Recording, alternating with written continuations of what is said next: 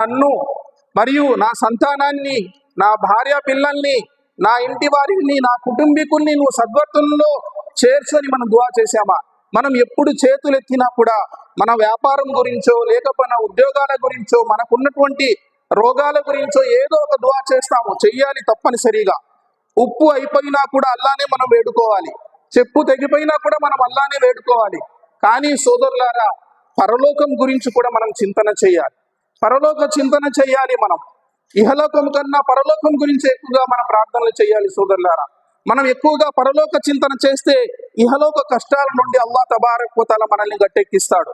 ముఖ్యంగా ప్రియ సోదర సోదరిమణులారా, ఇబ్రాహీం అలైహిస్సలాతు వస్సలాం అంటున్నారు, రబ్బి హబ్లీ హుక్మన్ వల్హిక్నీ బిస్సాలిహీన్ వజ్అల్నీ లిసాన సిద్కిన్ ఫిల్ ఆఖిరీన్. ఓ అల్లాహ్, నేను చనిపోయిన తర్వాత కూడా, నేను లోకాన్ని విడిచి వెళ్ళిన తర్వాత కూడా లిసాన సిద్కిన్